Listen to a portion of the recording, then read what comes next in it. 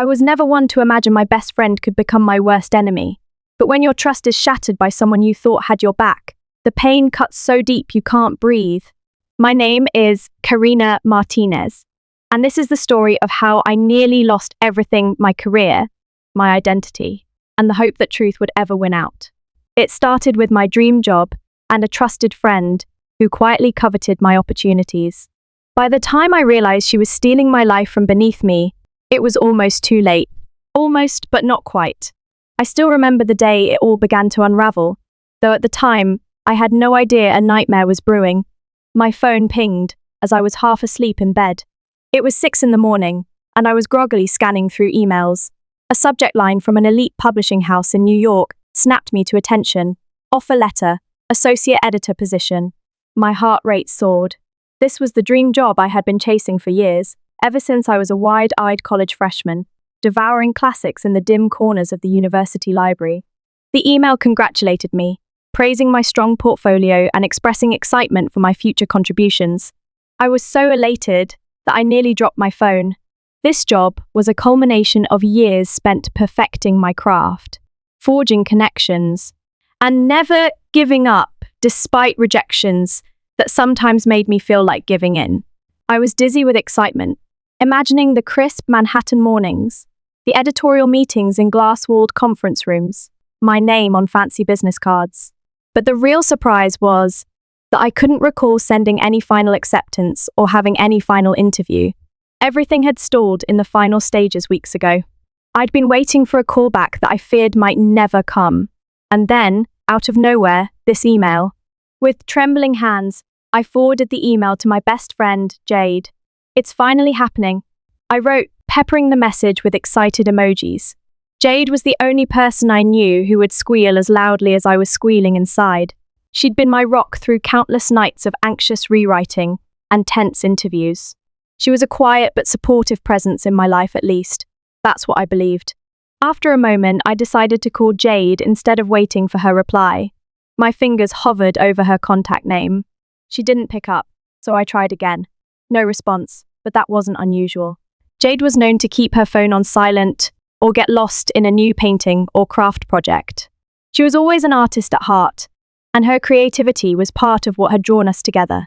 I dashed off a quick text to my parents instead, letting them know the good news. I spent the rest of the morning preparing for my day, my mind abuzz with questions. How had the publishing house concluded that I was the perfect candidate without a final round? When had I sent them updated samples of my work? I'd planned to do so a month back, but got sidetracked with freelancing commitments. By mid-afternoon, I'd received a confirmation email from the HR coordinator, referencing a glowing recommendation letter from a trusted colleague, all of which sealed the deal. The strangeness of it clung to me, but I was too giddy to question it deeply. Good luck sometimes shows up in unexpected forms, I told myself. Perhaps my references had gone above and beyond. Perhaps they were impressed with my early draft of an anthology I'd been editing pro bono. My mind was spinning, rationalizing everything. That evening, Jade finally called back. I was swirling around my apartment, the phone squeezed between my ear and shoulder. "I'm so proud of you," she exclaimed. Her voice sounded slightly off, but I was too thrilled to detect the subtle tension. "Did you call them back yet? Are they sending you relocation details?" she asked in a barrage of questions. The excitement in her tone felt forced, but I was too focused on my own happiness to dwell on it. She ended with, "We should celebrate with dinner tonight." I practically ran to the shower, quickly rummaging through my closet to find the perfect outfit. My anxious mind jumped to whether I could break my lease if I had to move states in a month or two. All the tiny details of life that I'd have to rearrange buzzed around my head like caffeinated butterflies. But I didn't mind. I was on cloud 9. Jade and I had been friends since our freshman orientation day at Temple Arts College. We locked eyes at a chaotic club fair, both overwhelmed by the swirl of possibilities. Within minutes of chatting, we discovered mutual obsessions. We loved the same obscure rock bands, lost ourselves in the same 19th century novels, and dreamed of forging creative careers. Jade was going into visual arts, but she harbored a secret longing to write, though she often dismissed her own skill, claiming she lacked the discipline. "You," she said, You're the one who'll succeed. You never stop, Karina. Over the years, we'd become roommates, confidants, and each other's professional sounding boards. We joked that our friendship was unbreakable, that we'd be each other's bridesmaids, that we'd co-found an arts magazine someday, her paintings, my writing. We were unstoppable. And through heartbreaks, anxiety attacks, financial struggles, we stuck together. Or so I thought. When I walked into the chic bistro that night, Jade was already seated, sipping a glass of white wine. Her sleek black hair was pinned up in a messy bun, one that always managed to look stylish instead of rushed.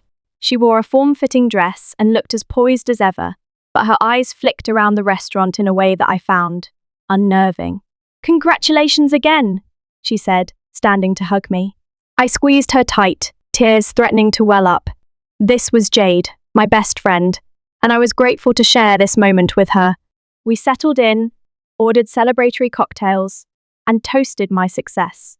Yet, as I gushed about the new position, I started noticing subtle oddities in her reactions. A twitch in her jaw, a slight tension in her voice. She seemed guarded, but she kept the conversation light, focusing on superficial details. We parted with promises of meeting again the next day to finalize my moving logistics. I was too happy to let any negativity in, but in retrospect, that evening was the first time my subconscious whispered a warning. Something is off. A few days later, the publishing house sent me a welcome packet with a request for HR forms and a new manuscript sample. My heart soared. I was an official employee. But as I read through the attached documents, I noticed references to projects I didn't remember pitching. One had a title I recognized from Jade's private sketches, some whimsical concept she'd been doodling in our shared notebook years ago. "That's odd," I murmured under my breath. It was just a passing note in the paperwork, but it set off an alarm bell. That night, I rummaged through my emails, searching for any mention of the pitch they claimed I'd made. Nothing. I brushed it aside, thinking maybe they'd confuse me with another new hire. But the oddness clung to me like a cold draft. The next morning, Jade texted me, "Don't forget the forms. Let me know if you need help." That was normal. She sometimes helped me with grammar checks or brainstorming ideas. But how did she know about the forms? I didn't recall telling her the HR had asked for a new manuscript. Sure, Jade could just be guessing. I was a new hire, and new hires often have paperwork, but something about it felt too specific. I texted back casually, "Thanks. They asked me for an outline, and I might need your eyes on it." She replied within seconds, "Sure, send it my way." I tried to quell the gnawing feeling that was building inside me. After a week of back and forth with the publishing house, I secured my start date, was assigned an editorial mentor, and even participated in a welcome Zoom call. That's when my confusion escalated. The lead editor, Linda, smiled at me through the camera. "Karina, we are still buzzing about the short story you wrote. So evocative and atmospheric. We can't wait to see more from you."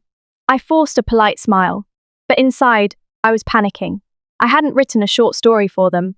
The last sample they'd seen from me was my portfolio of academic articles and literary analyses. The only short story I'd finished recently was a deeply personal piece about a girl who lost her mother to cancer, a project I'd poured my heart into after my own mother's health scare, but that was private, something I shared only with Jade. "That means so much," I managed to say, my throat constricting. As the Zoom call ended, Linda added, "We'll talk soon about the anthology project. Love the concept of merging visual art with short fiction. Very original. Merging visual art with short fiction. That was a passion project Jade and I had once daydreamed about. Her paintings, my vignettes, how." That night, unable to sleep, I combed through my laptop, searching for any sign of a short story that matched Linda's description. Nothing. Meanwhile, Jade texted me a meme. Something silly about working nights. No mention of the job. Finally, frustration boiling over, I typed back, "Did you submit anything for me to the publishing house? They keep talking about projects I never sent." No immediate reply. 2 hours later, well past midnight, my phone buzzed. "You mentioned you were behind on your projects, so I tried to help. Hope that's okay." That was Jade's explanation. I stared at the screen, feeling a knot in my stomach. She'd submitted something in my name, But how far did it go? The next morning brought a new wave of confusion. My personal website was updated with short fiction samples, none of which I recognized. My social media pages also had posts referencing editorial achievements I hadn't made. A flood of messages congratulated me on expanding into storytelling. My hands shook as I scrolled through this bizarre online footprint. Someone had been logging into my accounts, posting and updating as if they were me. Most of the content was well written, even brilliant, but it wasn't mine, and it definitely wasn't authorized. My entire identity was being shaped by someone else, and I had a horrible sinking feeling who that someone was. I confronted Jade that afternoon. I was at a cafe, sipping an iced mocha, and feeling the weight of dread in my chest. She arrived late, wearing oversized sunglasses as if she were avoiding eye contact. I wasted no time. "Why are you posting on my behalf?" I asked, voice trembling with anger. She took a seat, slowly removed her sunglasses, and tried to appear calm. "I was just trying to help. You have been so stressed, Karina. You kept missing deadlines. I just didn't want you to lose this chance." "So I pitched some of your old ideas," I eyed her skeptically. "Old ideas?" "Jade, those stories were never actually completed, and some of them are yours. Like the concept for the visuals integrated with the text. That was your idea." Her lips formed a thin line. "We brainstormed together, though. You said you wanted to do more creative writing, and it's not my fault you were dragging your feet. I just finished them for you." A cold trickle of dread snaked through my body. "Why didn't you tell me?" I demanded. Her eyes flickered. "Because I knew you'd freak out. I knew you'd refuse. But it was the perfect opportunity to showcase your talent." A muscle in her cheek twitched. "You should be thanking me." I stiffened. "Thanking you? For impersonating me online?" My voice rose, drawing stares from nearby patrons. I forced myself to calm down, lowering my volume. "This is beyond messed up, Jade." She tried to look hurt. "I only did it to help, Karina. You're my best friend. When you get big, I get big, right?" My heart was a drumbeat of panic and confusion. Still, a part of me wanted to believe she was misguided but genuine. We ended the conversation tensely, with her promising to stop posting on my behalf. She even swore she'd give me all the logins she'd used so I could change passwords. But an ache had started in my chest, and I knew that trust was fracturing. Over the next few days, I changed every password I had.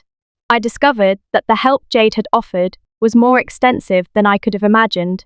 She'd not only been writing under my name, but she'd also been contacting her own networks, pitching my talents, and forging entire email threads. Some of these threads dated back months, coinciding suspiciously with the period during which I had originally interviewed for the publishing position. One email thread in particular made my blood run cold. It was an exchange with Linda from the publishing house, praising my wonderful new story. But the writing style, the phrasing, even the attached sample, all screamed Jade's voice. Linda's final message said, "We look forward to meeting you in person. Your references and your body of work are truly remarkable." And the biggest twist? The reply from my email address was signed off with "Warmly Jade." It was there in black and white. My best friend had used my name, my portfolio, to secure a dream job that was, in essence, more her creative vision than mine. The job was offered to me, yes, but the underlying reasons, the short stories, the references, those were Jade's creations. She had orchestrated the entire facade. A swirl of emotions roiled inside me: fury, betrayal, heartbreak, and a raw sense of confusion about my own self-worth. Had I only gotten this job because of Jade's stolen content? I went for a walk to clear my head, phone clutched in my hand. My entire world felt like it was cracking apart. The glimmer of this dream job was now tainted. The distinction between my achievements and Jade's manipulations blurred. The more I thought about it, the more my anger flared. A silent vow crystallized within me. I need to set this right. It wasn't just about a stolen dream job. It was about identity theft, about being used for someone else's aspirations. Jade had hijacked my future for her own creative gratification, wearing my name like a costume. The heartbreak came from the realization that my so-called best friend envied me enough to sabotage me, and was cunning enough to hide behind a facade of love and support. I paced my cramped apartment, the lights off, my mind racing. The The job started in 2 weeks. Linda wanted me in New York. But if Jade was the one who truly impressed them, could I actually do the job at the same standard? What if they found out the writing samples weren't mine? That could be humiliating. My stomach clenched. I considered backing out, emailing HR, and telling them I was no longer interested. But that felt like surrender. Why should I let Jade's deception ruin my chance to excel in the publishing world? I resolved to meet Linda in person before my start date. I needed a chance to explain the confusion, though I wasn't sure how. I typed a careful email. Dear Linda, I've discovered a major mix-up regarding my submissions. Could I possibly set a meeting with you before my official start date to discuss some important details? This is quite urgent. Thank you for your understanding, Karina. I hovered over the send button, heart pounding, but I didn't click it. I wasn't ready to blow up the entire situation without a plan, without proof. Jade was a smooth talker. What if she turned this into some twisted story about me? My fear of being disbelieved crept in. I need more evidence. Revenge wasn't a concept I took lightly, but the betrayal I felt demanded some kind of reckoning. Jade had not only impersonated me, she'd used my identity to further her own fantasies, and in doing so, she'd lured me into a precarious position. My first impulse was to expose her to the publishing house, but I knew that would be messy. I risked losing the job I'd fought so hard for, and Jade might claim that everything was originally my plan. I needed a more strategic approach. Step 1. Secure as much proof as possible. I dug through my digital footprints, screenshotting everything suspicious. I compiled emails, social media posts, and messages from Jade. I highlighted the most damning evidence, especially the email she had signed warmly, Jade from my account. I even wrote down approximate dates and times of her confessions, in case I needed them. This was no longer just a personal betrayal, it was a potential criminal matter. Step 2. Confirm Jade's motives.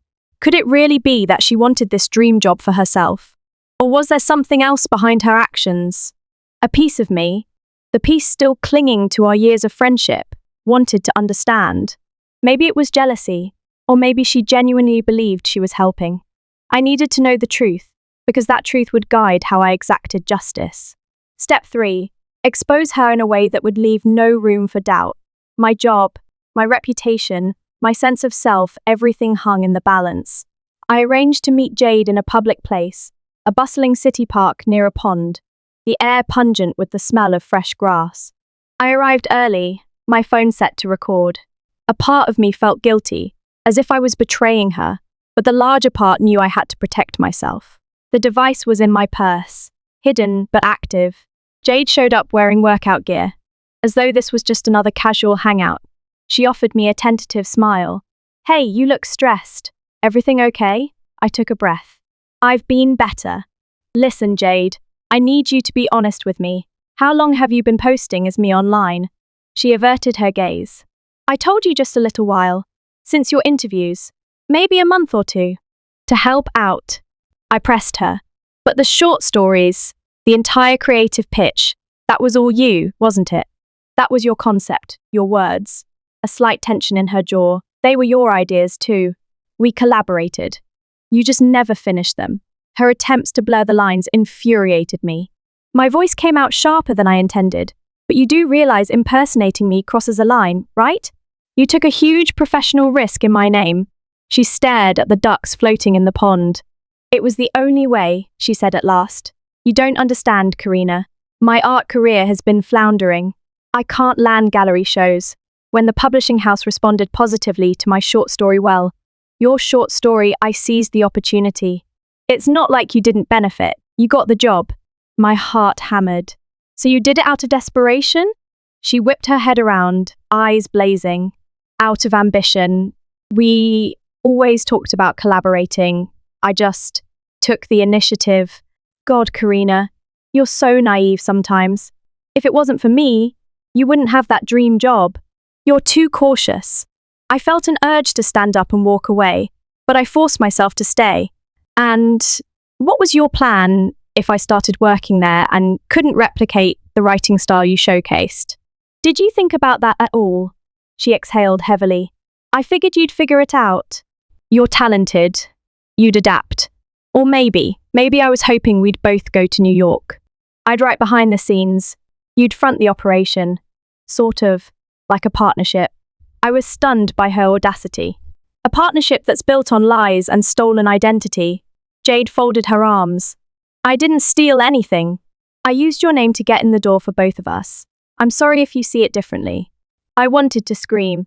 Instead, I forced calm. Jade, I need you to stop meddling. I'll handle this job on my own. You're not going to piggyback on my name anymore. If you have any decency left, you'll send a formal retraction for everything you've posted, she scoffed.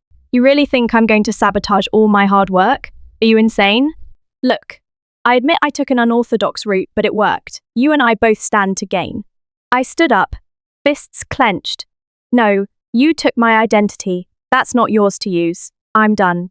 As I walked away, I heard her voice behind me, pleading and angry, weaving between apologies and threats. But I refused to turn back. My phone had recorded everything. Proof, at last, of her manipulations and twisted justifications. I felt a grim satisfaction, though it was tinged with heartbreak. I had my evidence, but at the cost of destroying our friendship for good.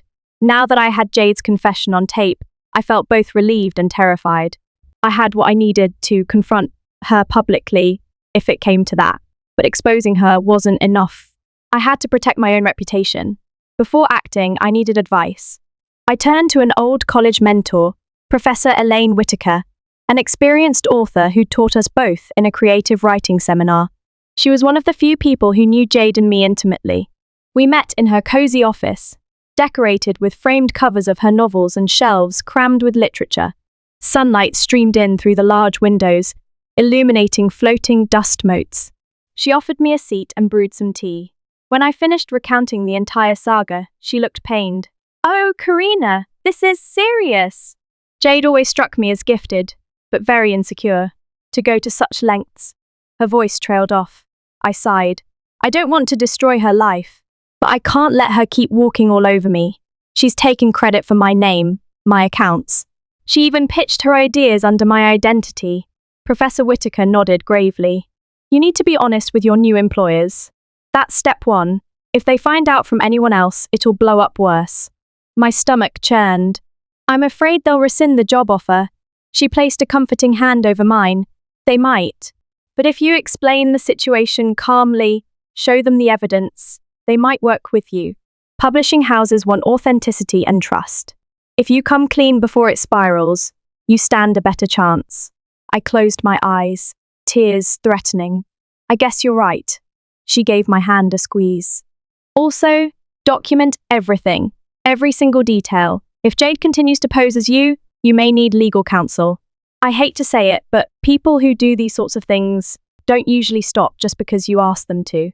With her words echoing in my head, I left, feeling slightly better. At least I had a plan. I'd speak with Linda, show her the evidence, and hope for the best. My heart felt like it was trying to leap out of my chest as I stepped into the publishing house's lobby for a pre-start meeting with Linda. The sleek marble floors and pristine reception desk reminded me of how legitimate this position was, and how precarious my place here might be once I revealed Jade's deception. Linda greeted me with a warm smile and led me to a small conference room. It's so nice to see you in person, she said. We're thrilled you're joining us. I forced a tight smile, sinking into a plush chair. Thank you, Linda. Actually, there's something important I need to discuss.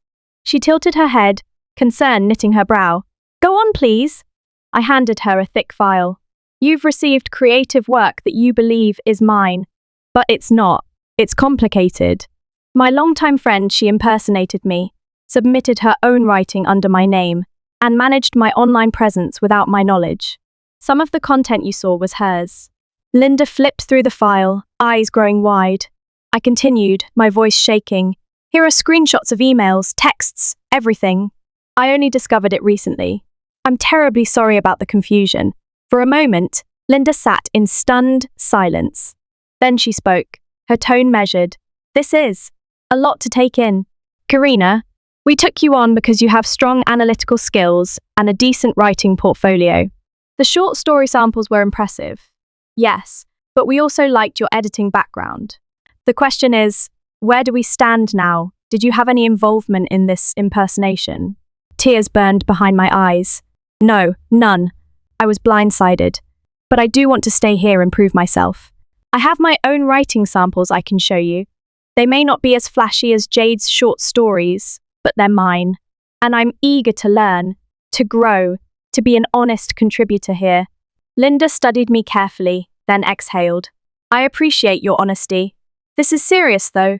We'll need to speak with our legal department, because using someone else's name to pitch and sign contracts can be a major liability. But let me be clear. Our interest in you wasn't solely based on those short stories. We saw potential in you. However, we need to clarify all this before your official start. Understood? I nodded, relief and dread mixing in my chest. Understood, and I can help in any way I can. A few days later, the publishing house invited me to a networking event, a mix of authors, editors, and other literary professionals. Linda insisted that I attend to start building relationships. I was nervous but resolved to present myself authentically. My heart pounded, but a spark of excitement remained. This was the environment I'd dreamed of, surrounded by creative minds, discussing ideas for the next great novel or anthology. To my shock, Jade was there mingling confidently among the crowd. She spotted me across the room, her face flickering with something between guilt and defiance. My jaw clenched. Why is she here? I thought, scanning the area for Linda or someone who might have invited Jade. I edged through the clusters of chatting writers until I reached Jade. What are you doing here? I hissed. She smiled sweetly, a glass of sparkling wine in her hand. I was invited. A mutual friend from the art scene said it'd be a good place to meet editors who are interested in multimedia projects. I narrowed my eyes. Invited? Or did you crash? She smirked. If you must know, I used a little of my cunning. A digital RSVP here, a contact there. It's easy when you know who to talk to. Not that you'd understand you prefer to play by the rules. Her arrogance stoked my anger. But the environment was too public for an outburst. I took a steadying breath. I've told Linda everything. She knows the short stories were yours. Her expression faltered. You what? I leaned in. She knows. And they're considering taking legal action, Jade. This is serious. Panic flashed in her eyes, but she quickly masked it. You wouldn't let them do that to me, right? We're friends. A bitter laugh escaped me. Are we? Because friends don't pull stunts like you did. She reached out to grab my arm. I did it for both of us. Don't you get it? My words, your editing skills, we could have created something incredible. I pulled free, voice shaking. That's not how this works. That's not collaboration, that's fraud. There's no trust left between us. Jade's gaze darted around, noticing that people were starting to stare. She lowered her voice, a pleading tone creeping in. Karina, please, don't let them come after me. I'll do anything. I'll tell them you wrote it with me. I'll sign over the rights. Just, don't ruin me. I felt a swirl of emotion. Part of me wanted to show mercy. The other part remembered the months of deception. They'll make their own decision, I said, biting back tears. But I'm not lying for you, Jade. Suddenly, a hush spread across the nearby crowd. Linda stepped forward, accompanied by two other senior editors. She cleared her throat. Karina, Jade, is there a problem here? I steadied myself, meeting Linda's gaze. No, Linda, just a private matter. She nodded, but her eyes flicked to Jade. Jade, we understand you've been impersonating Karina in professional correspondence. We would like to address this matter in a more formal setting. Now is not the time or place. Jade paled, fumbling for words. The entire room felt electrically charged, eyes pinned on us. She opened her mouth, but no sound came. Finally, she mustered. I'm sorry. I never meant. I just wanted my work to be seen. One of the senior editors crossed her arms. That's not how you build a career in publishing. Stealing someone's identity is grounds for a lawsuit. The silence was deafening. Jade stared around, seeking an ally, but found none. In the tension of that moment, I realized we were done our friendship, our illusions, our entire shared history, undone by her single-minded ambition. And the crowd? They watched as Jade became more and more cornered, every facade of hers stripped away. The next day was a whirlwind. The publishing house's legal team emailed me, requesting more documents.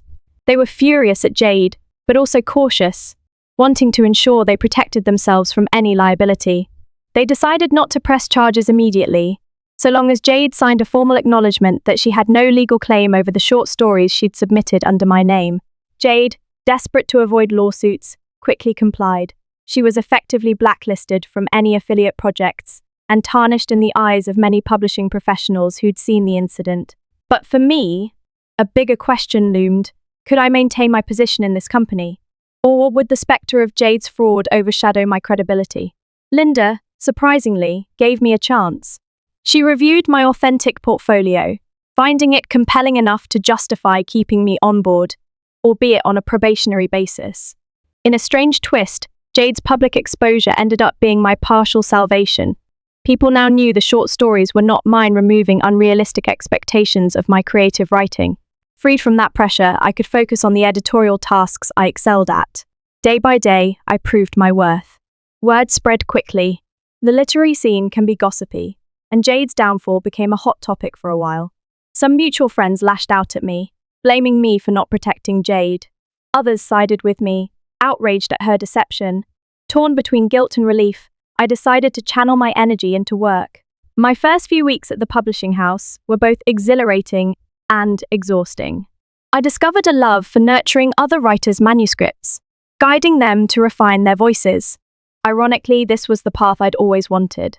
Though I had once dreamed of being a celebrated author, I found genuine satisfaction in shaping someone else's masterpiece. Then, one evening, as I was working late, Linda stopped by my desk. "Karina," she said gently, "you've shown remarkable tenacity through all this. I'd like you to sit in on a major editorial meeting next week. It's an opportunity to show us your thinking on manuscript development. Think you're up to it?" A glimmer of excitement raced through me.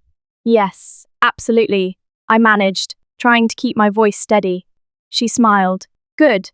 Also, remember that fiasco with Jade isn't your scarlet letter. People move on, especially when they see you're genuine." I nodded. "Thank you for the chance. It means a lot." She left, and I allowed myself a small victory grin. Despite Jade's betrayal, I was forging a future here. And with each step, I was reclaiming my power. Days passed, and I started to breathe easier, focusing on the upcoming editorial meeting. But Jade wasn't done. She reached out to me via email, an address I didn't recognize. The subject line read, "I'm sorry. Please forgive me." Against my better judgment, I opened it. The email was long, full of regret, but also included veiled accusations that I'd left her in the dust. She wrote about how we could still collaborate, that she had new ideas waiting. She blamed the industry for pitting us against each other, for making it impossible to succeed without some trickery. My chest tightened, anger flared anew, but I'd learned my lesson. I replied curtly, "Jade, please do not contact me again. We have nothing to collaborate on. I wish you the best, but I'm moving on." She responded within minutes, her tone shifting to hostility. She threatened to tell the publishing house that some of the original short story ideas were partially mine, that I was complicit. My hands shook as I read her words. Enough was enough. I forwarded her email to Linda and the legal team. The next day, I received confirmation that the publishing house had filed a cease and desist against Jade, warning her that any further attempts to contact or defame me would result in immediate legal action. A weight lifted off my chest, replaced by sorrow and finality. That was truly the end of Jade's presence in my life. In the weeks and months that followed, I threw myself into my new role. I learned the ropes, refined my editorial eye, and even started drafting my own short stories, my authentic creations. And as I rebuilt my life, I was surprised by the new friendships I formed. One of the junior editors, AITA, became a close confidant. Over post-work drinks, we bonded over shared fears of not measuring up, of living in a city that demanded so much. Our late-night chats reminded me that real connections require honesty, and that's something Jade never truly offered. I also reconnected with my family. My parents visited me in New York, marveling at my tiny studio apartment. My father, who'd once questioned if an English major was a real career path, gazed at the tall buildings and said, "I'm proud of you." In that moment, everything felt worth it.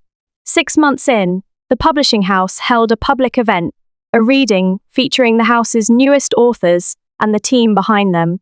I'd worked closely on the debut novel of a bright new writer, and she asked if I'd join her on stage to discuss the editing process. I was terrified, but honored. Standing in front of a modest audience, I spoke about the journey of shaping a story from rough idea to polished manuscript. The applause was warm and genuine. In that crowd, I spotted a familiar face, Jade. She stood off to the side, partially hidden by the shadows, her eyes fixed on me. My heart thudded.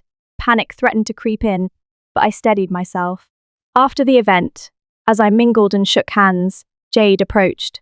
She looked different, tired, worn, perhaps remorseful. She didn't come too close, obviously mindful of the cease and desist order. Instead, she merely nodded at me. Words hung in the air, unspoken. Regret, sadness, maybe even a shred of admiration.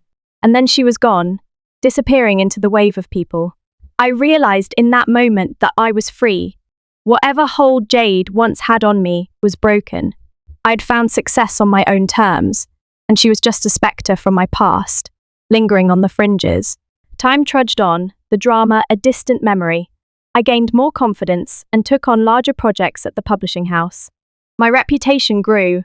When people whispered about the identity scandal, it was usually with curiosity about how I overcame it, not suspicion about my competence.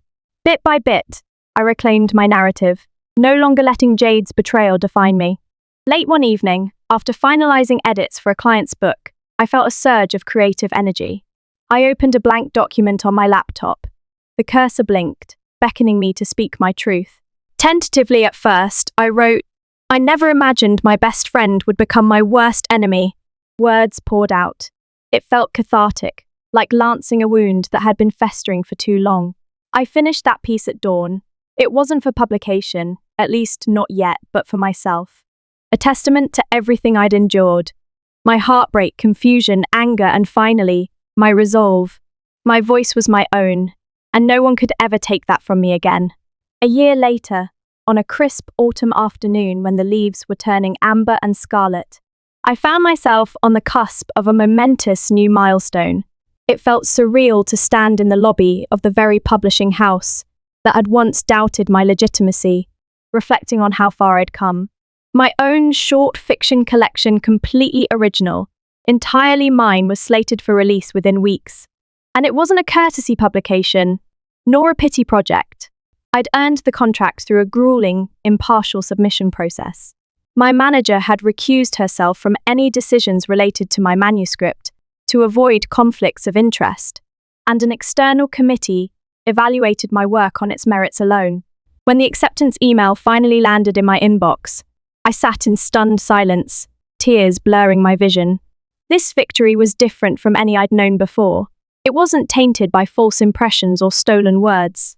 In the months leading up to the release, my life was a whirlwind of edits, last-minute corrections, cover designs, and promotional outlines. Yet every hectic moment felt exhilarating rather than stressful, because I knew in my bones this success was genuinely mine. Through sleepless nights, I pored over my stories, determined to polish every sentence until it gleamed with truth. AITA, my close friend and fellow editor, offered feedback that alternated between gentle encouragement and rigorous critique, pushing me to refine my voice and elevate my craft. Sometimes I'd catch myself smiling as I worked, remembering the sting of betrayal that once haunted me. This time around, my creative journey was propelled by hope and self-belief instead of fear and anxiety. The day of the official launch arrived on a bright morning, layered with the crisp promise of early fall. As I made my way to the small, independent bookstore hosting the reading, my nerves flared with that familiar electric buzz, an amalgam of excitement and stage fright. Large posters displaying the book's cover decorated the windows. My name stood out in bold letters, an emblem of the authenticity I had fought so hard to protect. I paused at the entrance, took a breath, and reminded myself that I was here on my own merit. Inside, the atmosphere buzzed with soft chatter and the comforting smell of brewed coffee. Clusters of friends, colleagues, and curious book lovers filled the narrow aisles between shelves of novels, biographies, and poetry collections. Some recognized me from the publishing house, offering congratulatory hugs and words of encouragement. Others were new faces eager to hear fresh fiction. My parents were there as well, wearing proud smiles that rekindled childhood memories of them cheering me on at school plays and talent shows. Eventually, I stood behind a simple wooden lectern, my manuscript in hand, the microphone adjusted to my height. A hush settled over the gathering as I introduced myself and the inspiration behind the collection. My heart pounded in my ears as I began reading the first piece, an intimate story about identity and resilience, woven with the themes of heartbreak and finding one's true voice. Each word resonated differently now, echoing the lessons learned from the turmoil Jade had unleashed on my life. By the time I finished the excerpt, my hands were trembling. I heard the applause first as gentle clapping, then growing into something more robust. The bookstore staff, my colleagues, my parents, and even strangers who'd never met me were beaming with appreciation. All the tension in my body melted away, replaced by a surge of gratitude so potent it nearly brought me to tears. In that moment, it dawned on me that these people saw me, not the person Jade had pretended for me to be. They were applauding my genuine efforts, my original words, and that made the moment all the sweeter. Afterward, I mingled among the attendees, signing copies with the careful, swirling signature I'd once worried wasn't elegant or writerly enough. But none of that mattered now. Each book I signed felt like I was stamping an affirmation of self-worth and integrity onto a fresh page of my life. AITA caught my eye from across the room, lifting a coffee cup in a silent toast to our camaraderie. That small gesture brought a lump to my throat, reminding me I was no longer alone in this journey.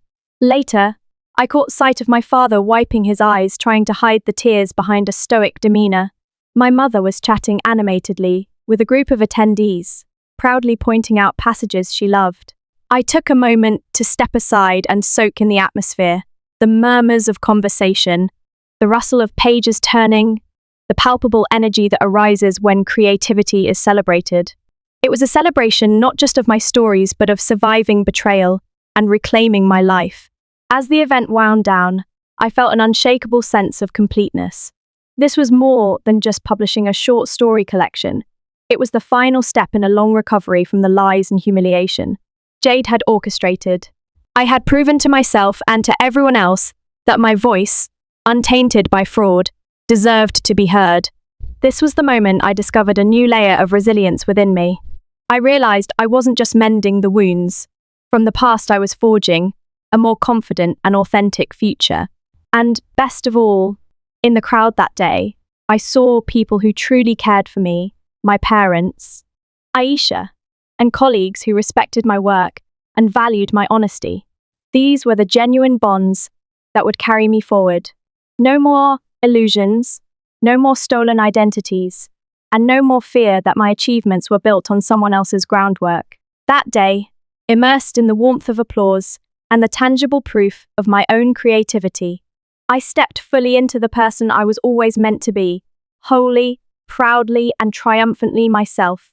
Thank you for accompanying me on this journey of betrayal, heartbreak, and ultimately, triumph. If you've ever questioned your own worth or faced a toxic influence in your life, remember that the power to reclaim your identity lies within you. My story is living proof that when the truth is on your side, no impersonation or false narrative can silence your genuine voice forever.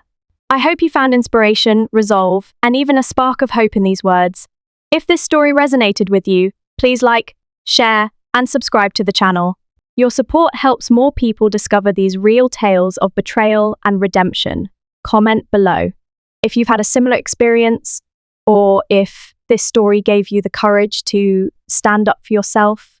Thank you for watching, and remember, stay true to who you are.